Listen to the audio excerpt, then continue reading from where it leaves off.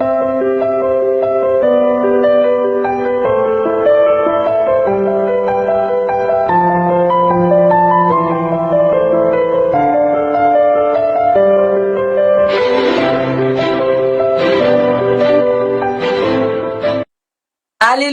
soyez bénis au nom puissant du Seigneur Jésus-Christ.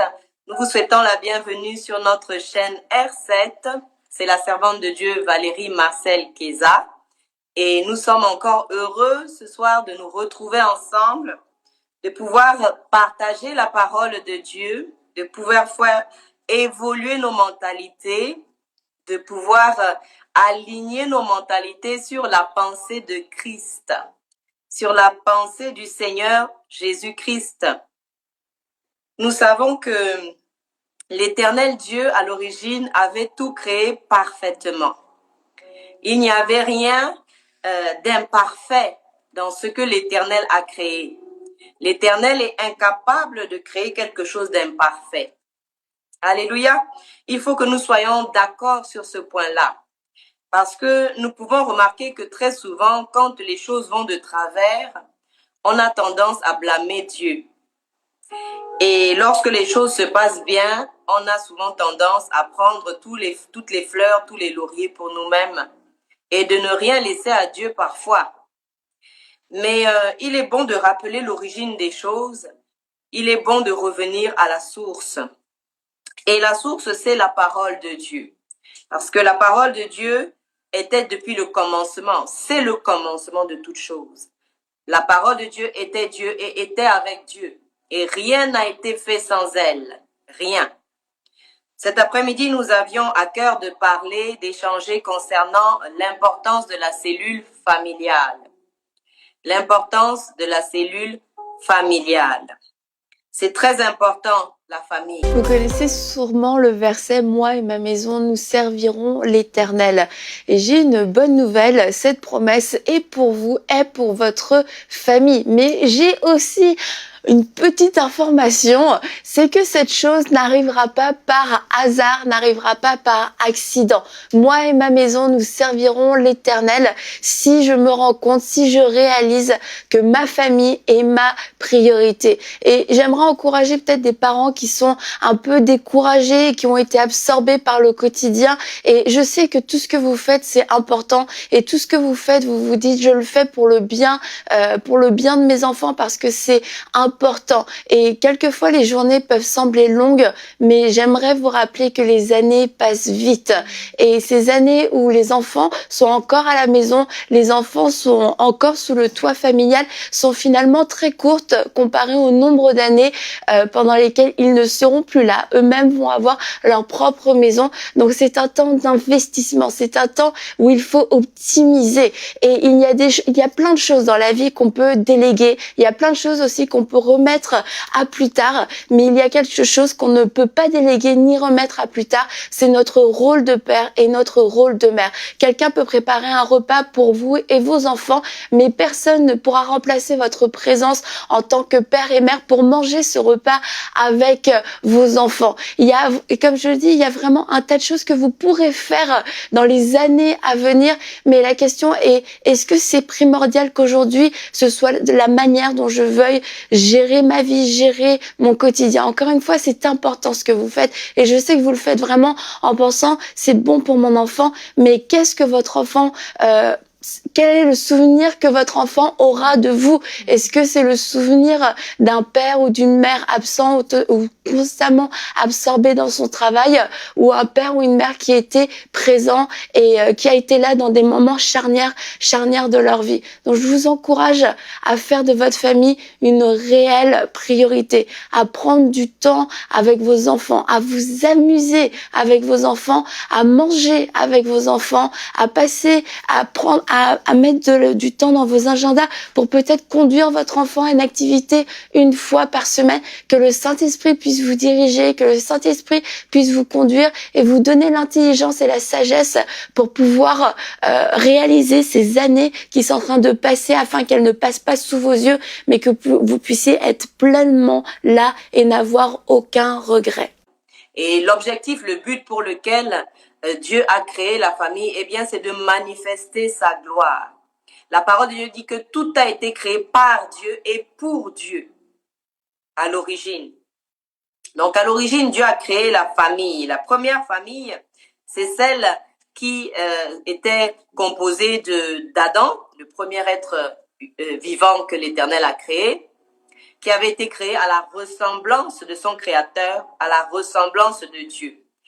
Et on voit que par la suite, l'Éternel lui-même a estimé qu'il n'est pas bon que l'homme soit seul, et il lui a fait une aide, la femme, son épouse, qu'il a tirée d'Adam, en fait. Donc c'est Adam divisé en deux. Alléluia. Et Dieu a estimé que c'était bon. Il a même estimé que c'était parfait. Quand il a créé la femme, quand il l'a tirée de l'homme, il a dit c'est parfait. Et il leur a dit, multipliez-vous, remplissez la terre. Multipliez-vous, remplissez la terre. La parole de Dieu dit dans Éphésiens 3:15 que c'est de Dieu, c'est de lui que vient toute paternité et toute chefferie. C'est de lui qu'on tire le titre de chef ou de père, parce que l'Éternel lui-même est le premier père. Et le terme père veut dire source. Donc les membres d'une famille, ce sont les personnes qui ont une même source, une même origine, un même responsable. Alléluia. Et c'est très important parce que c'est de Dieu que toutes les familles de la terre et des cieux tirent leur origine. Toutes les familles, sans exception. Sans exception. Alléluia. Et c'est important parce que c'est censé manifester la gloire de Dieu. Et l'ensemble des familles, déjà pour composer une famille, la famille est composée de plusieurs individus. Et la société en elle-même est composée de plusieurs familles. De plusieurs familles. Mais on voit bien qu'aujourd'hui, nos sociétés ne vont pas forcément bien.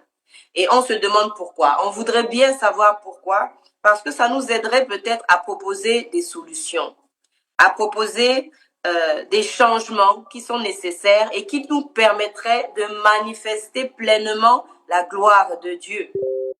Ils avaient 12 ans ou moins lorsqu'ils ont été kidnappés par le groupe armé ADF.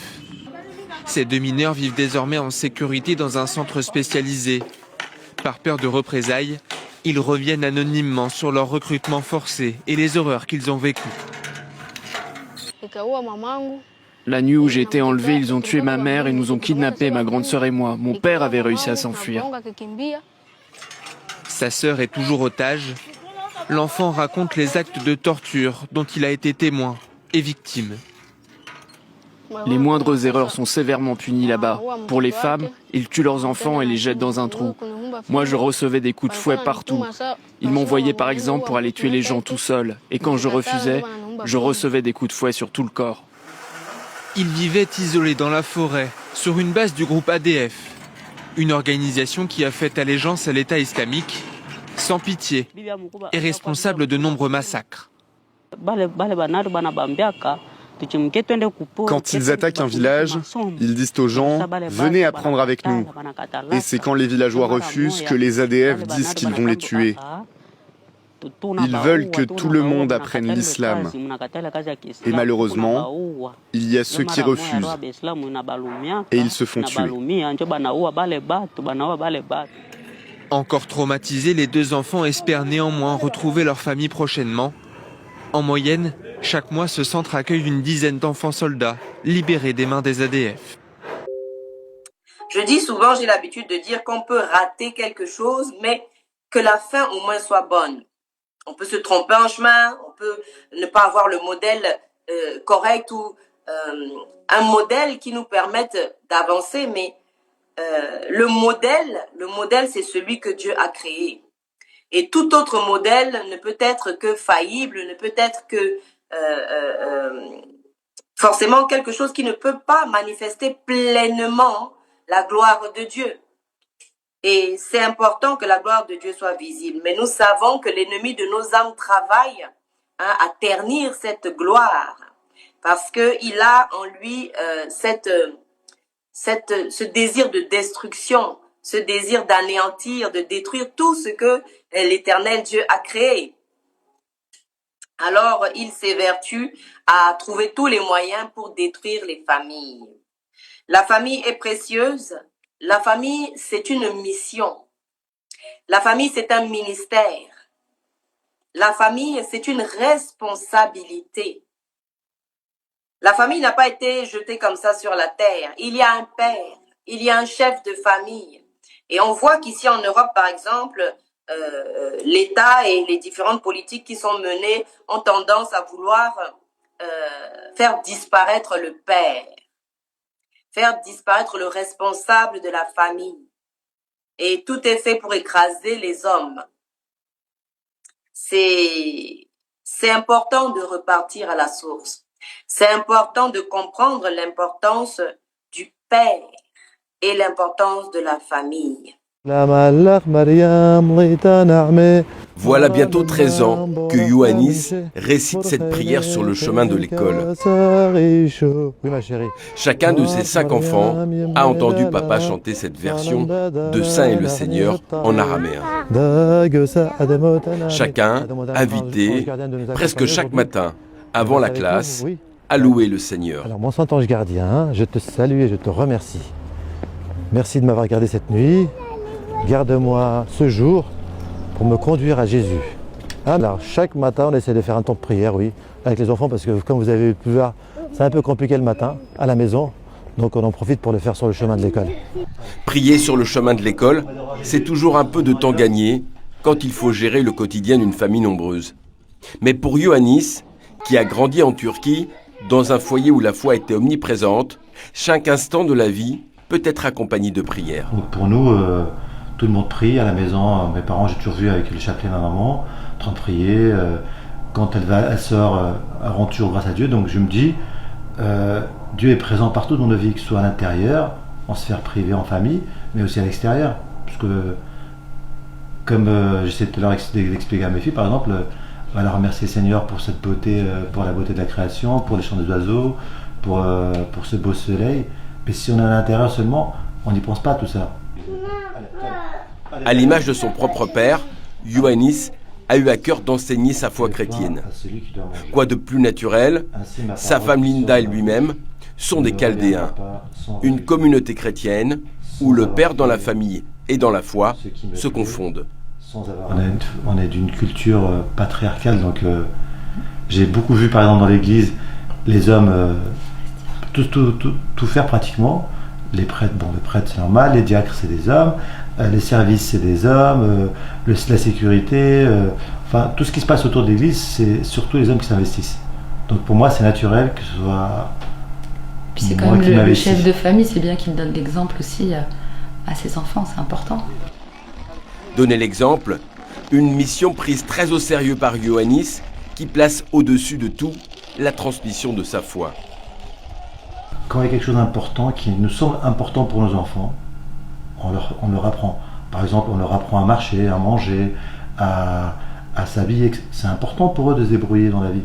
Donc c'est important aussi qu'ils apprennent aussi la foi, ce qui nous anime surtout, ce qui nous anime au quotidien. Parce qu'au jour d'aujourd'hui, c'est clair que pour nous, le plus important de notre vie, de couple et de famille, c'est le Christ et l'Église.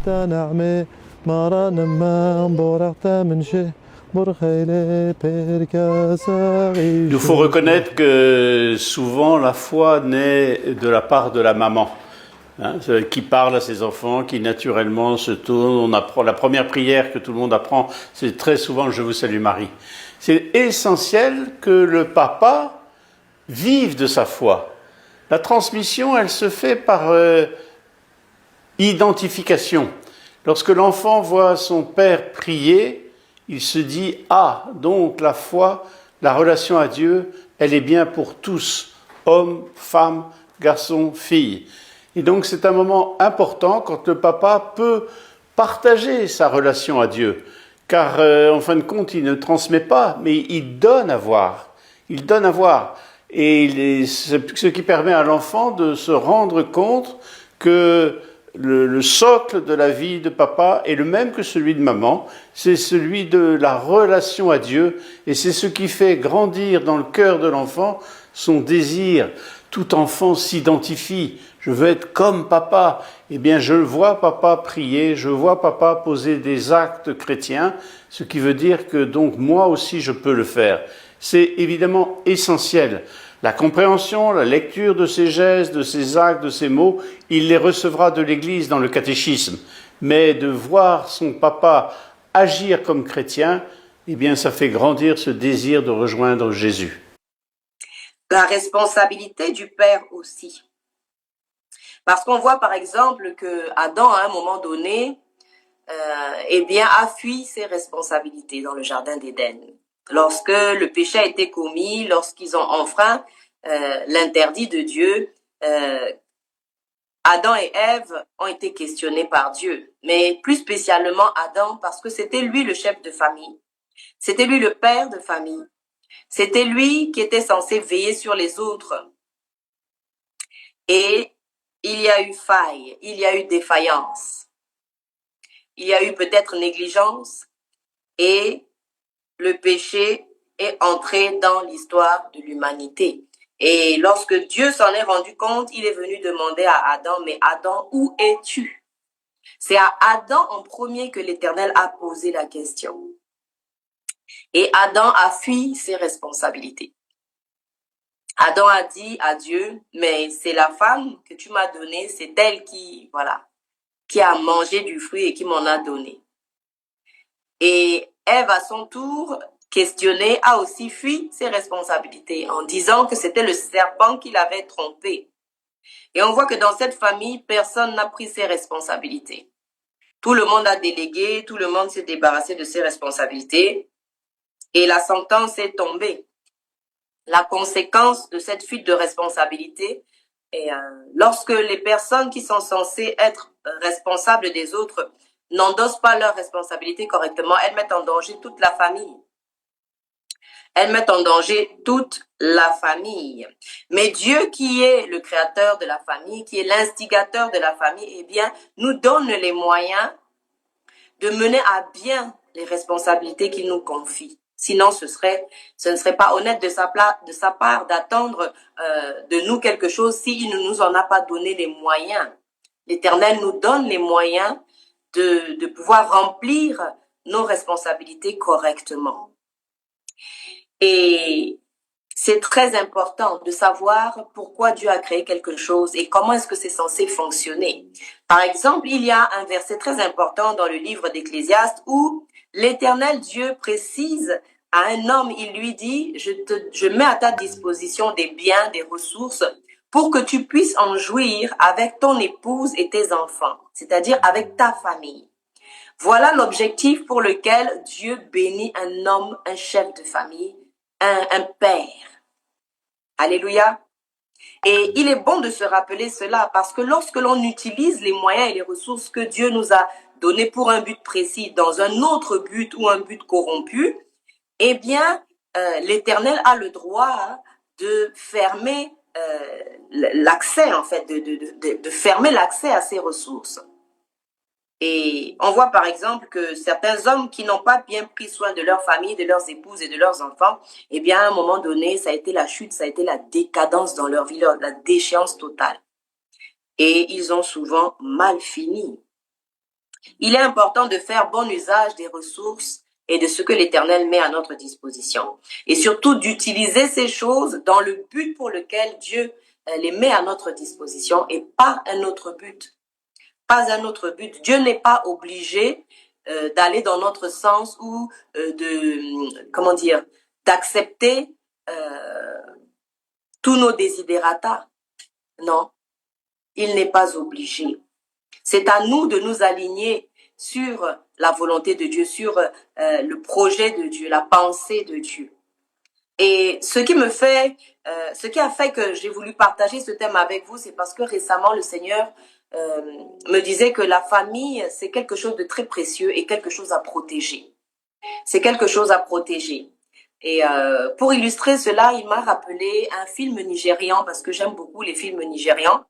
parce qu'il cache très peu de choses, tout est vraiment exposé, mis à la lumière et ça permet de comprendre les réalités de la vie, tout simplement. Et dans ce film-là, il y avait un serviteur qui était serviteur de Dieu et qui s'apprêtait à aller rendre ministère. Il était dans une chambre d'hôtel et il s'apprêtait pour aller rendre ministère, pour parler du Seigneur, pour parler de la parole de Dieu, pour parler de la part de Dieu. L'auteur de la famille, de la cellule familiale. Et Dieu lui-même a pris la forme humaine et est venu s'asseoir dans cette chambre. Et lorsqu'il s'est retourné, il l'a vu, c'était un homme. Et cet homme a commencé à parler à ce serviteur et il lui a dit que si son épouse n'était pas intégrée dans ce ministère, si son épouse n'était pas intégrée dans la mission que lui, il estimait devoir remplir, si cette épouse n'était pas en sécurité dans ce ministère et dans cette mission, eh bien, c'est qu'il n'y avait point de ministère et point de mission. Alors, parfois, nous voulons courir et aller sauver le monde alors que les gens qui sont juste à côté de nous périssent, tout simplement. Si chacun commençait par prendre soin des personnes qui leur sont proches, des membres de leur famille que Dieu leur a donnés, eh bien, on avancerait bien plus rapidement et surtout bien plus efficacement. Parce que la parole de Dieu dit, que sert-il à un homme de gagner le monde s'il perd son âme? Voyez-vous? Et le but, ce n'est pas de perdre son âme, c'est de la conserver, c'est de servir Dieu en gardant à l'esprit que le service, la mission, c'est celle de Dieu avant tout. C'est vrai, nous sommes des gestionnaires, il nous confie une partie de la mission, mais il ne faut pas que la mission nous fasse oublier l'essentiel, les personnes qui sont à côté de nous. Le Seigneur lui-même n'a-t-il pas dit dans la parole, j'étais nu, j'ai eu faim, j'ai été souffrant, j'ai été en prison, j'ai été à l'hôpital et vous n'êtes pas venu me rendre visite, vous ne m'avez pas visité. Et quand le Fils de l'homme viendra dans sa gloire avec tous ses anges, il s'assoira sur son siège de roi tout-puissant. On rassemblera tous les peuples devant lui, et il séparera les gens les uns des autres, comme le berger sépare les moutons des chèvres. Il placera les moutons à sa droite et les chèvres à sa gauche. Alors le roi dira à ceux qui sont à sa droite, « Venez, vous que mon Père bénit, recevez le royaume que Dieu vous a préparé depuis la création du monde. En effet, j'ai eu faim et vous m'avez donné à manger. J'ai eu soif et vous m'avez donné à boire. J'étais un étranger et vous m'avez accueilli. J'étais nu et vous m'avez donné des vêtements. J'étais malade et vous m'avez visité. J'étais en prison et vous êtes venus me voir. » Alors ceux qui ont obéi à Dieu diront au roi, « Seigneur, quand est-ce que nous t'avons vu? Tu avais donc faim et nous t'avons donné à manger. Tu avais donc soif et nous t'avons donné à boire. Tu étais un étranger et nous t'avons accueilli. Tu étais donc nu et nous t'avons donné des vêtements. Tu étais malade ou en prison et nous sommes venus te voir. Quand donc ?» Et le roi leur répondra, « Je vous le dis, c'est la vérité. Chaque fois que vous avez fait cela à l'un de mes frères, à l'un des plus petits, c'est à moi que vous l'avez fait. » Ensuite, le roi dira à ceux qui sont à sa gauche, « Allez-vous-en loin de moi, Dieu vous maudit. Allez dans le feu qui ne s'éteint pas et qu'on a préparé pour l'esprit du mal et pour ses anges. En effet, j'ai eu faim et vous ne m'avez pas donné à manger. J'ai eu soif et vous ne m'avez pas donné à boire. J'étais un étranger et vous ne m'avez pas accueilli. J'étais nu et vous ne m'avez pas donné de vêtements. J'étais malade et en prison et vous ne m'avez pas visité. » Alors eux aussi diront au roi, « Seigneur, quand est-ce que nous t'avons vu? Tu avais donc faim et soif, tu étais un étranger, tu étais donc nu, malade ou en prison, et nous ne t'avons pas aidé. Quand donc ?» Et le roi leur répondra, « Je vous le dis, c'est la vérité. Chaque fois que vous n'avez rien fait pour l'un de ces plus petits, vous n'avez rien fait pour moi non plus. » Et ils partiront pour recevoir une punition qui dure toujours. Mais ceux qui ont obéi à Dieu partiront pour recevoir la vie avec Dieu pour toujours. Et c'est quand même grave. C'est quand même grave. il ne faudrait pas que nous puissions passer à côté de l'essentiel. Et en cette fin d'année, où les gens célèbrent toutes sortes de choses, où il y a toutes sortes d'extravagances, toutes sortes de gaspillage, toutes sortes de futilités, de fausses réjouissances, hein, où les gens sont prêts à s'endetter pour bien s'habiller, pour aller dans la fête la plus luxueuse. Eh bien, il est temps de repenser la famille, de remettre la famille au centre de nos intérêts, de remettre les liens, les relations humaines au centre de nos intérêts. Parce que le monde aujourd'hui est très superficiel. On fait beaucoup semblant. Tout le monde a des masques et quand on enlève le masque et qu'on est chez soi, après on se retrouve triste, on se retrouve seul. La raison, par exemple, pour laquelle Dieu a donné une épouse, la femme, à Adam, c'est parce que il a dit qu'il n'est pas bon que l'homme soit seul. Si Dieu avait voulu, il aurait créé un seul être humain, mais il a estimé que cela n'était pas bon. Et cela n'est toujours pas bon. Quoi qu'on en dise et quoi qu'on fasse. C'était le premier exemple, donc ce serviteur, exemple de ce serviteur dont le Seigneur s'est servi pour me rappeler l'importance de mettre les choses importantes au centre de nos préoccupations. Et le deuxième film dont il m'a rappelé l'existence, c'est toujours un film nigérian dans lequel il y avait une servante de Dieu qui, elle, était très active pour le royaume. Alors, elle voyageait, elle était jamais chez elle, elle ne cuisinait plus à manger pour son époux, elle ne dormait plus avec son époux, enfin, je sais pas où elle était, mais elle était loin d'être là où elle était censée être, en fait. Et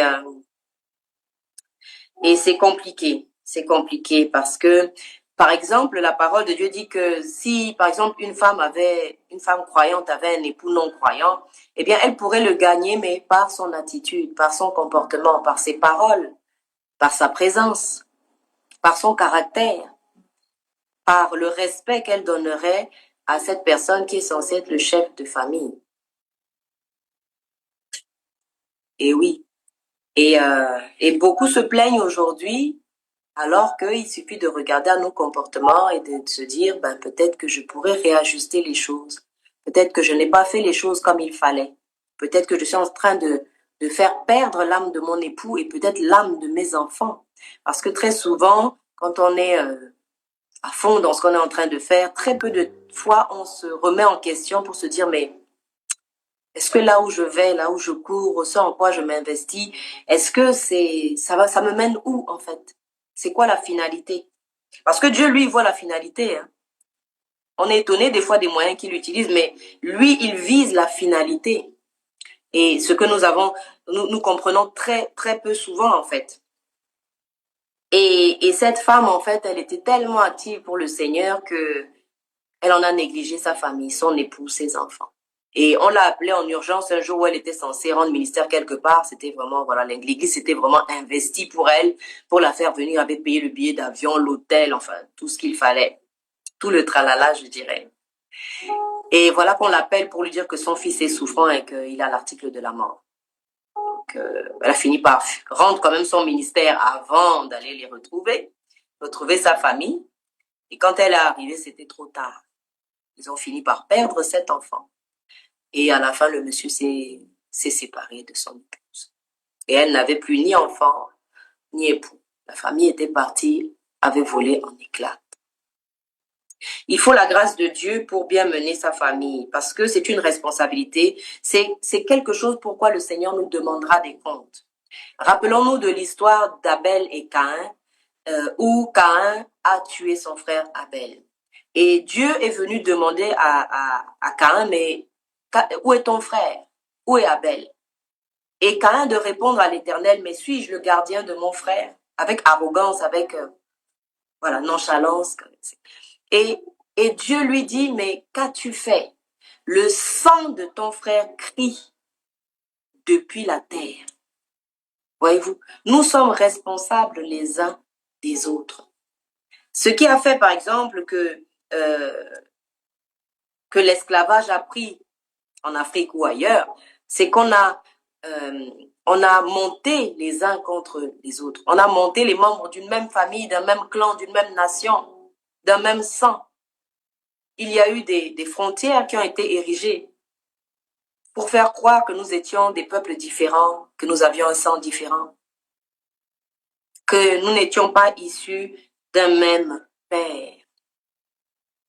Et c'est dommage parce que ça a été réussi, mine de rien. Et jusqu'aujourd'hui, des frères combattent leurs propres frères, les tuent, font couler le sang de leurs propres frères, appelant sur eux-mêmes la malédiction. Parfois, on cherche les causes de nos échecs ou de notre stagnation ou de notre dehors, alors qu'en fait, ça se trouve à l'intérieur de nous-mêmes. Nous sommes les propres responsables parfois de notre malheur, souvent même, je dirais. Et cette dame, donc, elle était dans le soi-disant ministère et puis elle a fini par perdre sa famille, son époux et son fils. Et il y a un autre mini-extrait de film aussi, toujours nigérian, hein, j'aime beaucoup les films nigérians, vous le remarquerez. Eh bien, c'était un couple, en fait, et où la femme était très, soi-disant, spirituelle, parlait en langue tout le temps, mais ne s'occupait plus de son époux. Tout nouvellement marié, le monsieur mourait littéralement de faim et ne voyait jamais son épouse. Il a été très patient, il lui a dit, mais écoute chérie, il y a quand même un problème. Et puis non, je veux sauver le monde, il y a les âmes qui se perdent, le ministère, non. Et à force, l'époux avait commencé à manger la nourriture de la secrétaire au bureau, qui était en train de lui apporter des bons plats. Et heureusement, ils en ont parlé en couple et elle lui a dit, ah bon, tu es déjà en train de manger la nourriture, donc tu as l'intention d'aller la voir? Et il lui a dit, non, pas encore. C'est là qu'elle a compris qu'il y avait urgence. Mais elle ne voyait toujours pas le problème, en fait. Et ils sont allés voir la maman pasteur qui, très étonnée, a ouvert des grands yeux à regarder la jeune femme en lui disant, écoute, si tu ne fais pas le nécessaire, tu vas finir par perdre ton foyer bientôt. Alors, la spiritualité, oui, la parole de Dieu, mais avec beaucoup de sagesse et du discernement. La parole de Dieu dit que la lettre tue, c'est l'esprit qui vivifie. Si on ne comprend pas ce qu'on lit, eh ben, on en arrivera à tuer des bœufs dans les salles de bain parce qu'on aura compris qu'il fallait faire des sacrifices. On va comprendre tout de travers et on risque de détruire nos familles.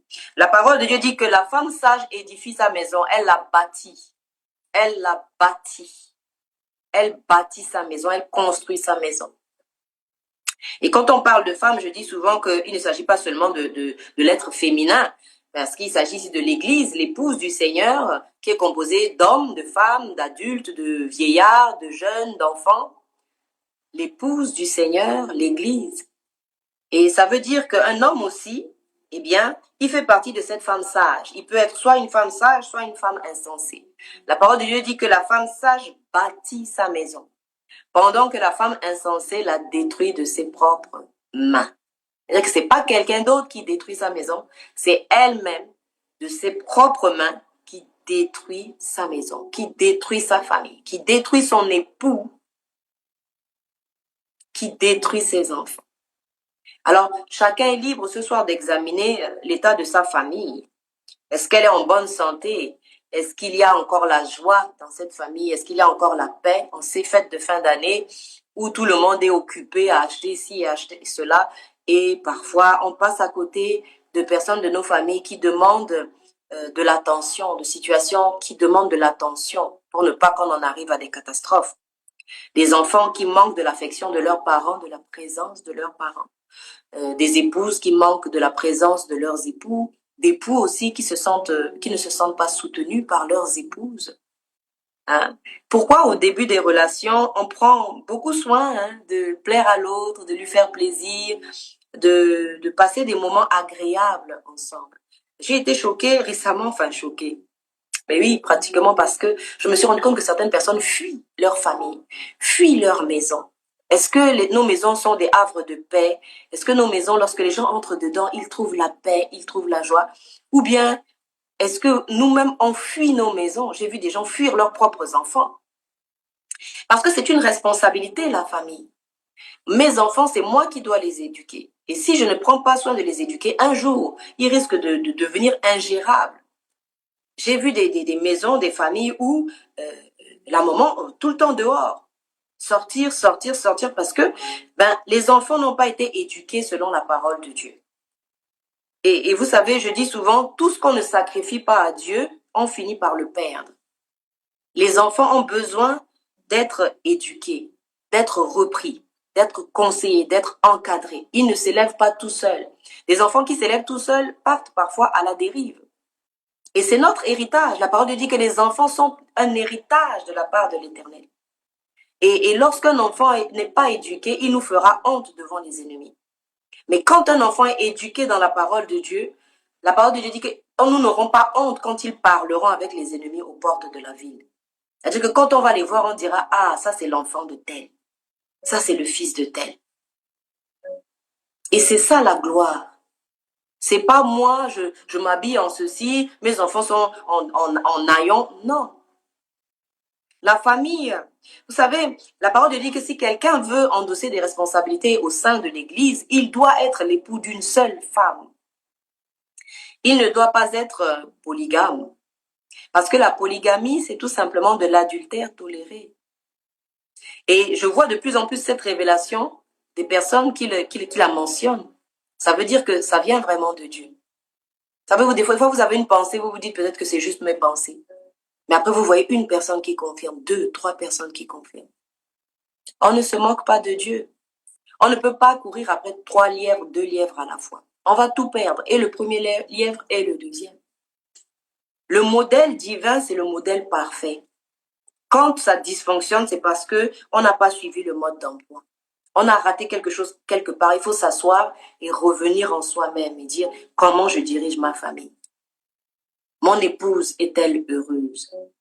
L'enseignant Prince Derek, paix à son âme, dont les enseignements sont vivants jusqu'à aujourd'hui, et c'est un enseignant que je respecte et que j'apprécie beaucoup parce qu'il parle beaucoup des fondements de l'Église.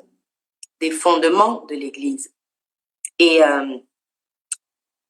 c'est important il avait reçu un serviteur une fois, et il y a quelqu'un qui lui demande, mais qu'est-ce que tu penses de ce serviteur? Après que le serviteur ait rendu ministère, parlé, enfin vraiment. Et quelqu'un lui demande, qu'est-ce que tu penses de ce serviteur? Il dit, j'attends d'abord de voir son épouse. Vous savez, les épouses sont des indicateurs de la stabilité des époux, hein, des compétences, des capacités des époux.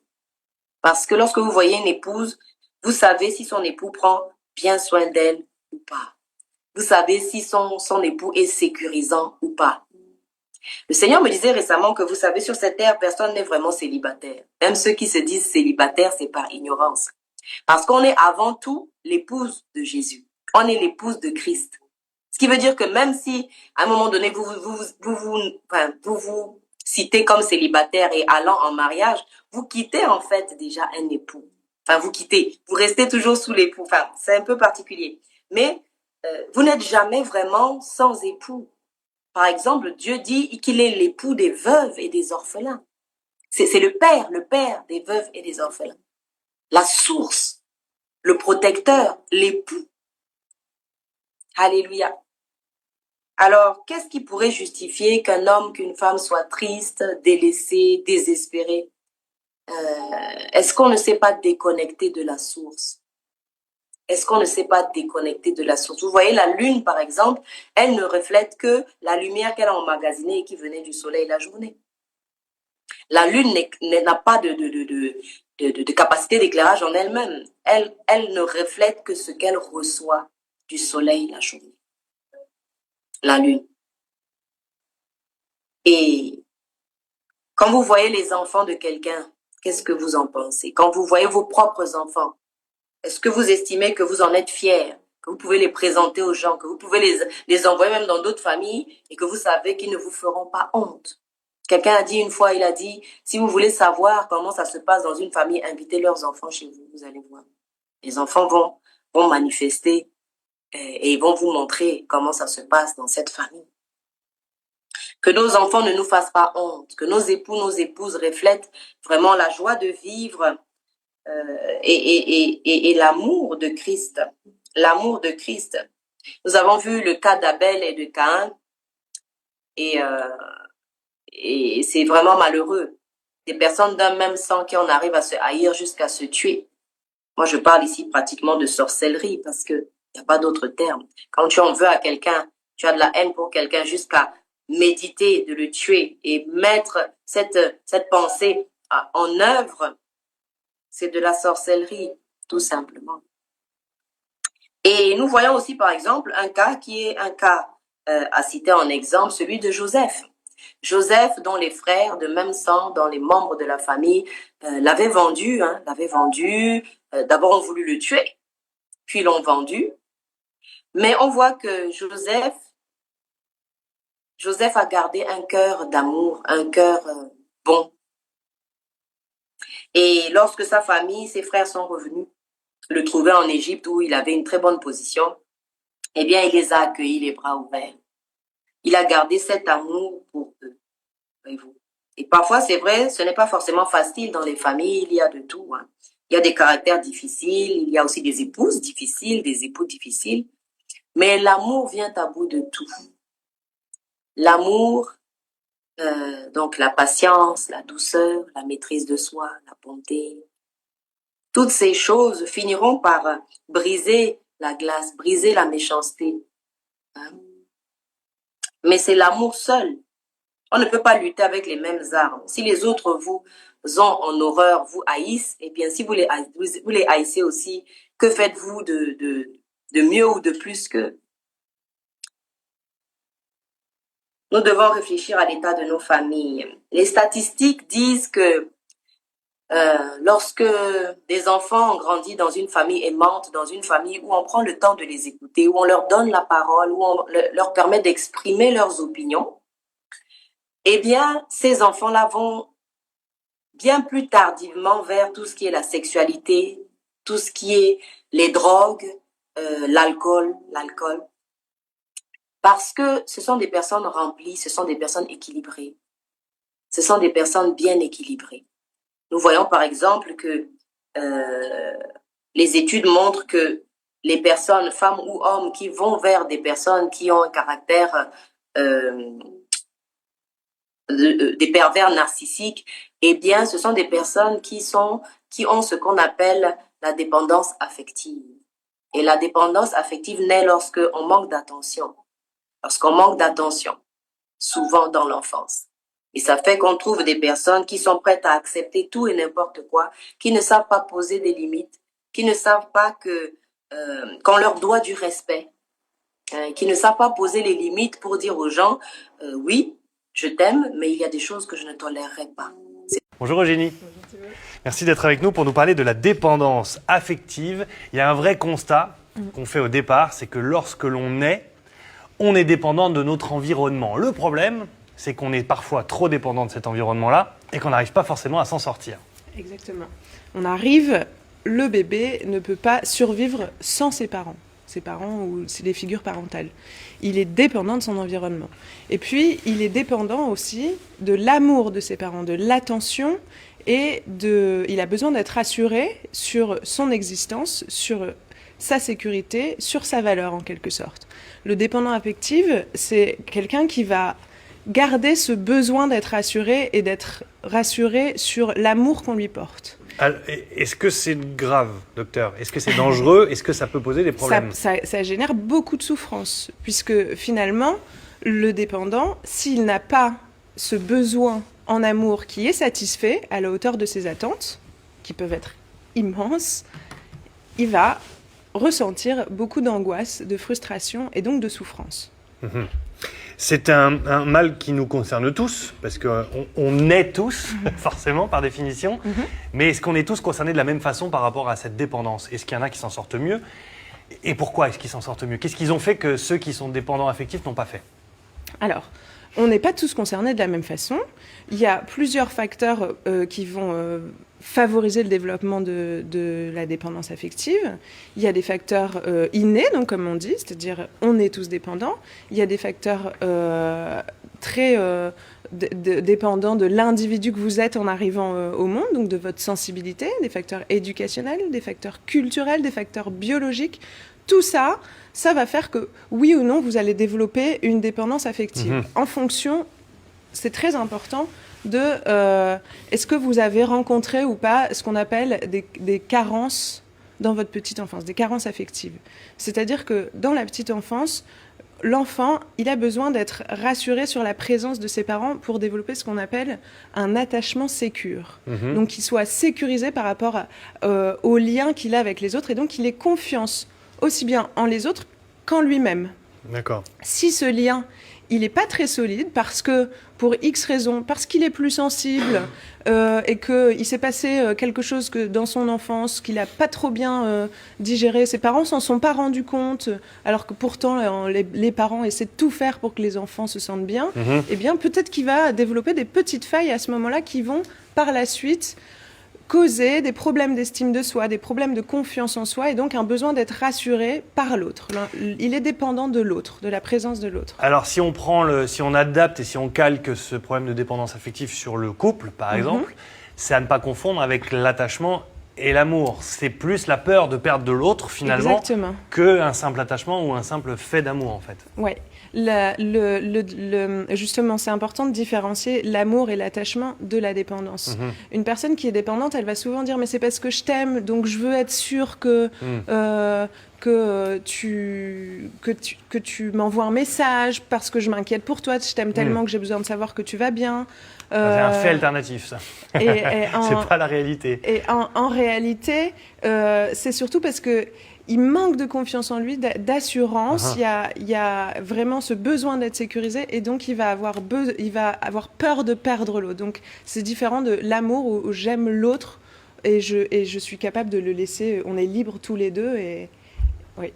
Ce que l'on voit souvent chez les femmes battues, chez les femmes violentées et peut-être chez les hommes aussi, parce qu'il y a aussi des hommes violentés par des femmes, il faut quand même le dire. Même si le nombre est peut-être moins important, mais il y en a. Il y en a. Et la différence chez la femme ou chez l'homme, c'est que la femme, elle va parler, elle va voir des amis, elle va s'ouvrir. Mais les hommes, souvent, ont tendance à garder tout pour eux.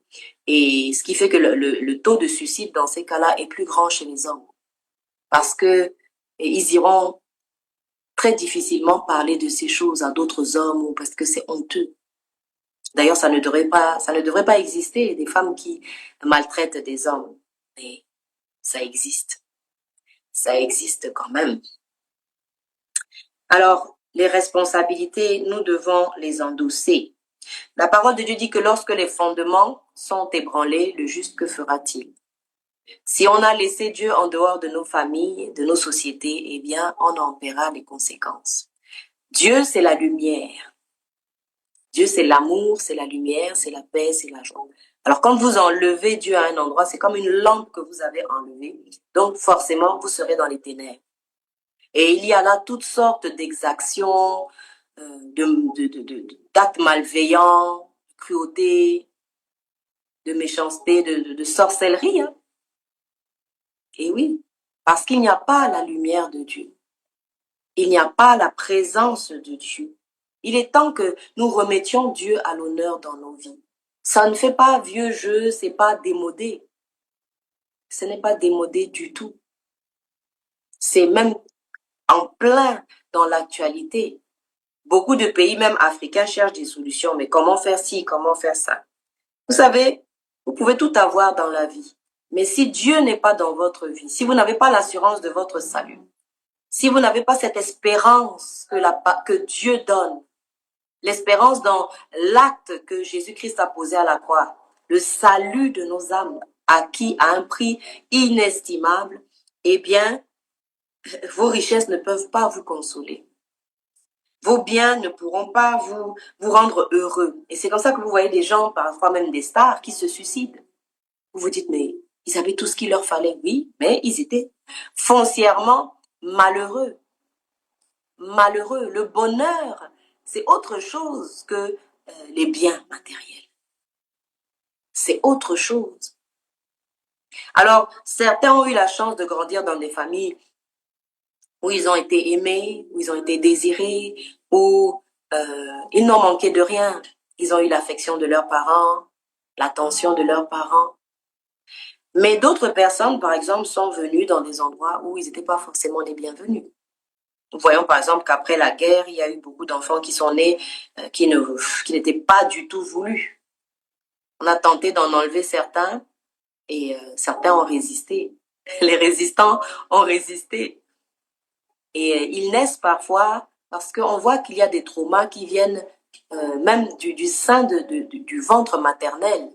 Et parfois, il y a des choses que vous allez vivre et vous allez vous demander, mais pourquoi je ressens ce vide ou cette impression de gêner, de déranger, d'être en trop? Eh bien, parfois, ça vient du sein maternel. Parfois, ça vient de choses, d'émotions, de ce que la maman a pu ressentir, de ce qu'elle a pu vivre comme difficulté. Oui. Mais j'ai une bonne nouvelle quand même ce soir. C'est que la parole de Dieu, Dieu répare tout. Il peut tout réparer.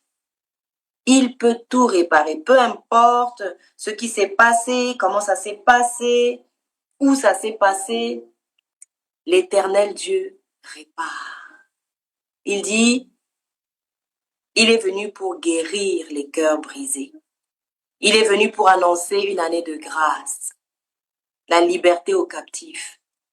Et ce soir, peut-être que quelqu'un comprend ce qu'il est en train de vivre, comprend les émotions qu'il peut ressentir, comprend peut-être ce mal-être qu'il peut éprouver pendant ces périodes de fête. Il y a des gens, lorsque les fêtes arrivent, c'est comme une angoisse qui les saisit. Et puis, il ne faut pas oublier que beaucoup de personnes sont seules pendant les fêtes. Même ici en Europe, eh bien, certains sont seuls, foncièrement seuls. Sans compter qu'on peut être entouré de personnes, mais se sentir seul quand même. Et c'est là que la présence du Seigneur Jésus-Christ fait toute la différence. Ça me rappelle lorsque j'ai été internée en psychiatrie à tort, eh bien, je manifestais une telle joie et une telle plénitude que les personnes qui m'avaient internée, elles n'en revenaient pas, elles devaient se dire, mais il y a quelque chose qui ne va pas. Je me souviens que quelqu'un m'a rendu visite dans cet hôpital et allait dire au magistrat dehors que, mais elle est heureuse là-bas. Elle est heureuse. Mais on peut être heureux en psychiatrie, on peut être heureux en prison. On peut être heureux, peu importe le passé qu'on a eu, si on a été aimé, désiré ou pas désiré de sa famille, ça n'a rien à voir. Quand Dieu vous comble, il vous comble pleinement. Quand Dieu vous remplit, il vous remplit pleinement. Tous ceux qui ont rencontré le Seigneur Jésus, tous ceux qui ont accepté le Seigneur Jésus dans leur vie, ils ont été remplis par cette plénitude, cet amour, cette paix, cette joie, cette consolation. Et je vous assure, Dieu sait consoler. Dieu sait consoler, c'est un véritable Père. Voyez-vous, nous les êtres humains, il peut y avoir des défaillances dans le fait qu'on assume nos responsabilités dans la famille. Mais Dieu, lui, il est un Père responsable. Il est un Père très responsable, qui prend ses responsabilités très au sérieux et qui a vraiment les moyens de faire ce qu'il promet.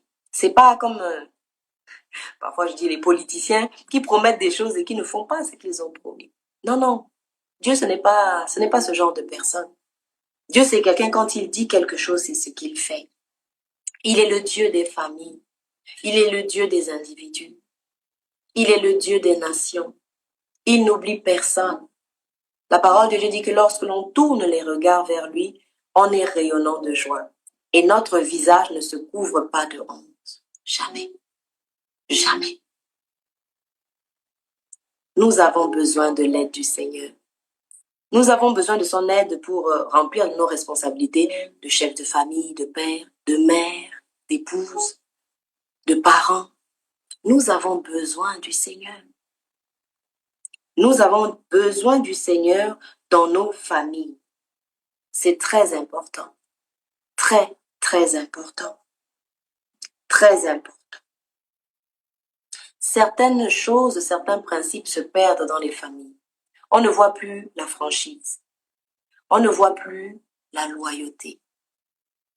La parole de Dieu dit que nous parle de Jonathan qui aimait tellement David qu'il était loyal à David. C'est-à-dire qu'il l'aurait défendu jusqu'à la mort. Mais aujourd'hui, qui défend ses frères, qui défend son père, qui défend sa mère, qui défend ses enfants jusqu'au sang? Qui fait encore cela? Nous avons besoin de transparence dans les familles. Tout le monde cache quelque chose. Les téléphones sont sous code sécurisé, resécurisé, parce qu'on ne peut pas être transparent avec les autres. Dans le jardin d'Éden, lorsqu'on a créé Adam et Ève, ils étaient tous les deux nus, mais la parole de Dieu dit qu'ils n'avaient pas honte l'un de l'autre. Ils n'avaient rien à cacher. Mais aujourd'hui, on cache tellement de choses et pas des choses belles, parce que les belles choses, on n'a pas besoin de les cacher. Au contraire, on s'en vante ou on les expose. Mais ces vilaines choses qui nous empêchent d'être transparents, ça finit par tuer la confiance, ça finit par tuer la joie de vivre, la paix, et ça tue les relations. Ça tue les relations familiales. La fidélité, la fidélité, la fidélité. La famille, c'est plus que le sang. C'est plus que le sang. La famille, c'est pas forcément que le sang. La famille, la cellule familiale. Il y a des choses qui se sont perdues. Il y a des familles qui se sont perdues. Il y a des couples qui se sont perdus. Et en cette fin d'année, je voudrais que nous puissions donner l'opportunité au Seigneur de transformer nos familles. De transformer nos familles. C'est très important. Il faut que le Seigneur puisse transformer nos familles. Il faut que l'Esprit de Dieu, l'Esprit de paix, de joie, vienne faire un travail dans nos familles, dans nos cœurs. Beaucoup de personnes doivent faire un examen de conscience, doivent examiner l'état de leur famille, doivent se demander si leur famille reflète la gloire de Dieu ou ne la reflète pas. Vous savez, je dis que c'est dommage de vivre une vie banale, une vie sans piment, sans intérêt finalement. On peut vivre sa vie sur la terre comme un animal, c'est-à-dire qu'on naît à une date, on meurt à une date, on a mangé, bu, enfin voilà, on a fait ses besoins, c'est tout. Mais ce n'est pas que ça qu'on est fait. C'est pas pour ça que Dieu nous a mis sur la terre. Il y a quelque chose de plus profond. Il y a un objectif, il y a une gloire à manifester. Et nous devons manifester cette gloire. Moi, je me dis, tant qu'à être dans un domaine, il faut exceller dans ce domaine. Si on est dans un domaine, il faut qu'on soit les meilleurs dans ce domaine. Si tu es une épouse, tu dois être la meilleure épouse. Si tu es un époux, tu dois veiller à être le meilleur époux qui soit. Si tu es un enfant, tu dois être le meilleur enfant. Quand on te voit, on dit, waouh, c'est l'enfant de tel. Waouh, ça c'est l'épouse de ce monsieur. Waouh, ce monsieur. Oui. La femme sage du proverbe 31, on dit que son mari était respecté aux portes. Le comportement d'une femme, l'amour d'une femme peut faire que son époux soit mis à l'honneur, que son époux soit respecté, qu'il ait du poids, de la valeur aux yeux du monde. C'est nous souvent qui sabotons les choses. Ce que Dieu nous a donné, ce que Dieu nous confie, ce sont des choses de valeur. Ce sont des choses importantes et dont il faut prendre soin et dont nous avons la responsabilité de prendre soin. La parole de Dieu nous dit que si quelqu'un ne prend pas soin des siens, eh bien, il est pire qu'un infidèle. Ça veut dire qu'on a beau prêcher Christ, on a beau, avoir tous les dons de l'esprit, tout ce qu'il faut, mais si on ne manifeste pas de l'amour, on ne prend pas soin correctement de ses enfants, de sa famille, de son conjoint, eh bien, on est pire qu'un infidèle, c'est-à-dire comme quelqu'un qui ne connaît pas Dieu. Comme quelqu'un qui ne connaît pas Dieu. Et ça, c'est terrible. Ça, c'est terrible. Ça, c'est terrible. Il est important que nous puissions revenir sur ces choses. Il est important que nous puissions penser ces choses. Nous demander, est-ce que nos familles sont en bonne santé? Est-ce que cette fin d'année, ce n'est pas le moment de réfléchir justement à l'état de nos familles? À se dire, bon, cette année, est-ce que j'ai été une bonne épouse pour mon époux? Est-ce que j'ai rempli mes responsabilités correctement? Est-ce que mon époux n'a pas manqué de quelque chose? Est-ce qu'il n'y a pas des choses pour lesquelles je peux lui demander pardon parce que peut-être que je lui ai manqué de respect? Peut-être que je lui ai parlé de manière à ce qu'il se sente frustré ou qu'il perde ses moyens. Vous savez, quand le chef de famille est atteint, c'est la maison en entier qui s'écroule. En fait, dans la maison, on doit tous être solidaires. Parce que quand ça va, c'est toute la famille qui va. Et quand ça va pas, c'est toute la famille aussi qui est à terre. Donc, on doit être solidaire dans ce combat. On doit être solidaire dans cette vocation, cette mission. De faire de nos familles, de nos foyers, des foyers à la gloire de Dieu. Des foyers qui manifestent la présence et la gloire de Dieu. Il y a des époux qui doivent prendre des décisions, qui doivent se recentrer sur leurs épouses. C'est très important. Nous voyons ces deux premiers exemples que j'ai cités, ou les trois exemples même d'ailleurs. ou la négligence, le mauvais ordre dans les priorités peuvent faire que vous perdiez l'époux, vous perdiez les enfants. Et après, vous avez tout perdu. Est-ce qu'il faut attendre d'en arriver là? Parfois, le Seigneur parle, c'est parce que justement, il y a une situation qui est là et à laquelle il veut qu'on puisse prêter attention avant qu'il ne soit trop tard. Il y a certainement des époux qui sont dans ce qu'on appelle l'adultère toléré. Parce que l'objectif pour lequel vous êtes là, c'est de faire de votre famille une famille heureuse. Si votre famille n'est pas heureuse, vous avez beau avoir 4000 femmes dehors, des concubines, mais en fait, vous ne construisez rien. Tout sera en lambeaux. Quelqu'un me disait une fois, tu sais Valérie, avoir des enfants de pères différents, de mères différentes, ce n'est pas une bonne chose. Et c'est quelqu'un qui avait vécu et qui avait bien vécu. Et à la fin de sa vie, pratiquement à l'article de la mort, m'a dit, bilan des choses, voilà, à la fin, qu'est-ce qu'il arrive? Qu'est-ce qu'on a construit? Qu'est-ce qu'on laisse? On laisse parfois certaines choses et puis la bataille derrière, les déchirements, des familles qui s'entre-déchirent, des familles qui... Déjà, quand même on est d'un même sang ou de même père et de même mère, c'est compliqué, parce qu'il y a de tout. Mais en plus, quand il y a des mélanges, de la haine, qu'est-ce qu'on sème finalement dans le cœur de nos femmes, de nos époux, de nos enfants? Qu'est-ce qu'on sème? Quand on se comporte dans la maison, qu'est-ce que nos enfants voient? Est-ce qu'ils ont un modèle d'un père responsable, d'un père aimant, d'un père présent? Beaucoup de personnes adultes même que je croise aujourd'hui et avec lesquelles je parle, je me rends compte qu'il y a eu une enfance malheureuse. Une enfance remplie de lacunes en fait. Père absent, mère absente ou trop occupée ou peut-être préoccupée par des choses. Non. La cellule familiale, il y a des règles pour qu'elle fonctionne correctement. Lorsque vous créez des dysfonctionnements, eh ben, ça ne fonctionnera pas. Ça ne fonctionnera pas. La parole de Dieu dit, femmes, soyez soumises à vos époux. Et Marie, aimez vos femmes comme Christ a aimé l'Église, son épouse, l'Église. Pourquoi? Et par la suite, il y a le comportement des enfants qui doivent révérer leurs parents, les honorer. Honorer leurs parents. La raison pour laquelle le Seigneur commence par les épouses, c'est parce que, en fait, il a voulu aider les épouses. Quand il leur a demandé d'être soumises, ce n'était pas pour les mettre sous un joug méchant ou en esclavage, loin de là. C'était pour leur dire, si vous souhaitez que vos époux vous aiment, usez de douceur envers vos époux. Usez de patience. Usez je dirais même de stratégie finalement. Parce que tout ce qu'on veut, c'est obtenir ce qu'on veut. La femme veut un époux qui l'aime. Mais pour obtenir cela, elle doit être soumise. La soumission ne veut pas dire tout accepter, mais ça veut dire bien prendre soin de son époux. Et à son tour, l'époux lui rendra aussi. Vous voyez, si vous brisez votre époux, eh bien, vous le subirez. Si vous l'honorez, vous lui donnez des bonnes paroles, vous l'encouragez, vous le soutenez dans sa mission, parce qu'après tout, vous êtes une aide. Vous devez savoir soutenir un époux.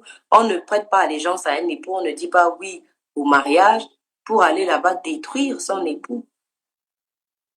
C'est pour ça que le mariage, fonder une famille, c'est un père. C'est-à-dire ce sont des personnes matures qui doivent se mettre ensemble pour fonder la famille.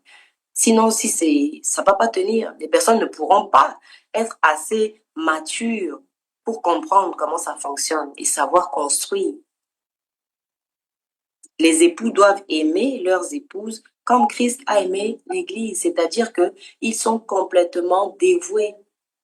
Tout ce qu'ils font, ça doit être dans l'intérêt de l'épouse et des enfants. De l'épouse et des enfants. De toutes les façons, tout ce qu'on fait dans la vie, tout acte qu'on pose, eh bien, c'est soit constructif, soit destructeur. Donc, le résultat qu'on a, c'est le résultat qu'on a nous-mêmes créé. Vous pouvez créer votre paix, créer votre joie. Vous pouvez créer un foyer heureux, comme vous pouvez créer un foyer là où il y a toutes sortes d'abus et d'horreur. Eh bien oui, ça nous amène à dire qu'on a des responsabilités.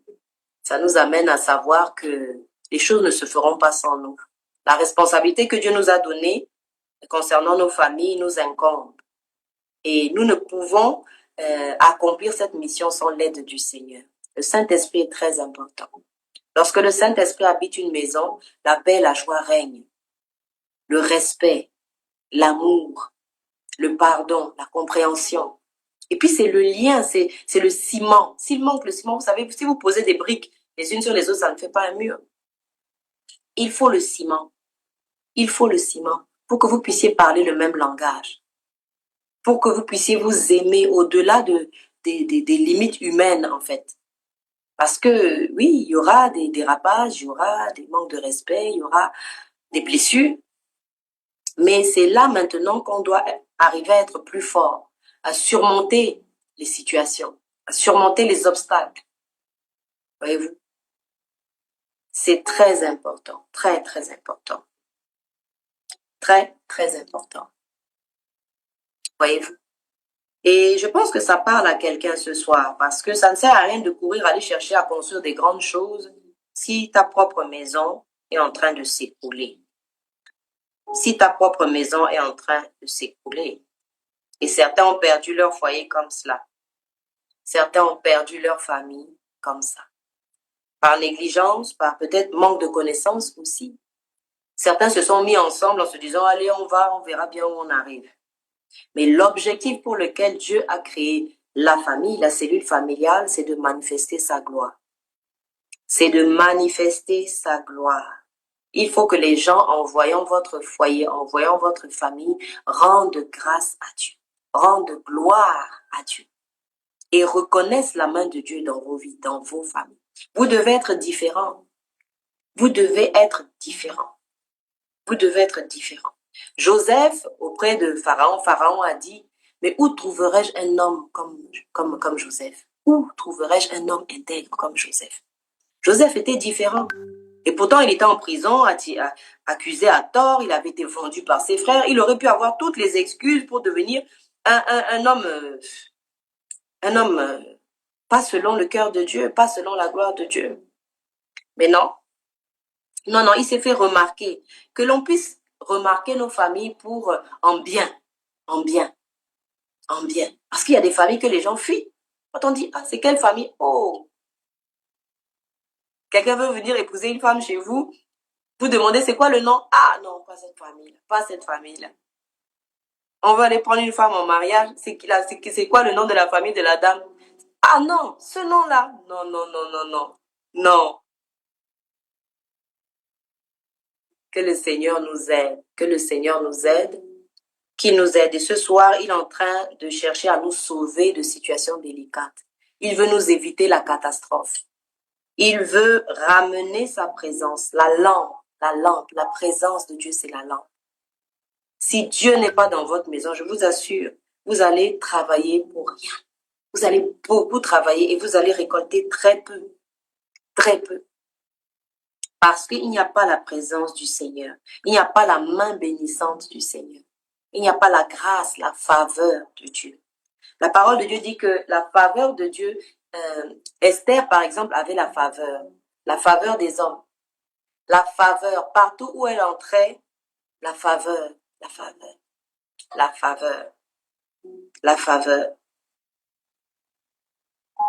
Nous avons besoin de la présence de Dieu dans nos familles. Et rien ne pourra remplacer cette présence. On peut travailler 4 fois plus, on peut en mettre 4 jobs, avoir 15 emplois, faire tout ce qu'on veut, offrir des cadeaux très luxueux à notre épouse, à nos enfants. Mais si le Seigneur n'est pas en nous, si nous n'avons pas la connaissance du Seigneur, un chef de famille ne peut pas diriger sa famille sans la parole de Dieu. Tout est tiré de la parole de Dieu. Tout est tiré de la parole de Dieu. Il est écrit, médite cette parole nuit et jour afin que tu aies du succès dans tes entreprises. Il n'est pas question de chercher du succès en dehors de la parole de Dieu. Si tu n'as pas la parole de Dieu, ton entreprise, aussi brillante soit-elle, finira par s'écraser un jour. finira par montrer la substance, qu'il n'y a pas de substance au fond, qu'il n'y a pas un socle, un appui, une stabilité quelque part. Que le Seigneur nous aide. Aucun homme, aucun être humain n'existe sur cette terre en dehors de la volonté de Dieu. Même les personnes qui pensent n'avoir pas été désirées par leurs parents sont là par la volonté de Dieu. Et en cette fin d'année, le Seigneur console les cœurs. Le Seigneur dit à tout un chacun que tu as été divinement préparé. Tu as été divinement souhaité sur cette terre. Et même si tu te sens seul, sache que tu n'es pas vraiment tout seul en cette fin d'année. Non, le Seigneur est avec toi.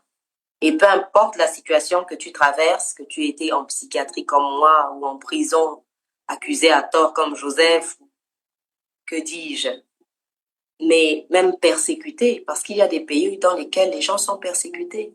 Nous pouvons encore partager la parole de Dieu librement, mais dans certains pays, ce n'est déjà plus permis. Et ça l'est de moins en moins. Donc, il faut savoir saisir la main de Dieu au bon moment. Au bon moment. Certains foyers vont recevoir l'aide divine. Certains foyers, certaines épouses et certains époux vont se tenir par la main ce soir et vont s'agenouiller devant le Seigneur et dire, Seigneur, notre famille n'est pas à ta gloire. Seigneur, dans notre famille, nous sommes tous séparés, nous sommes éparpillés ici et là. Ça, ce n'est pas l'œuvre, ce n'est pas ton œuvre, Seigneur, ce n'est pas ta gloire. Alors, Seigneur, viens remplir nos familles. Viens, Seigneur, viens remplir les époux, Seigneur. Leur redonner la confiance en eux, Seigneur.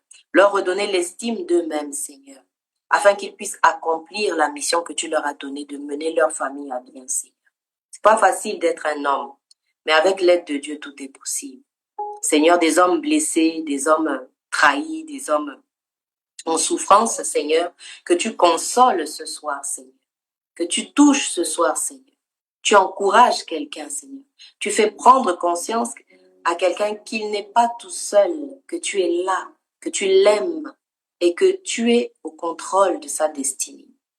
Je vois des épouses blessées, des épouses fatiguées, des épouses découragées. Eh bien, retrouvez le courage ce soir.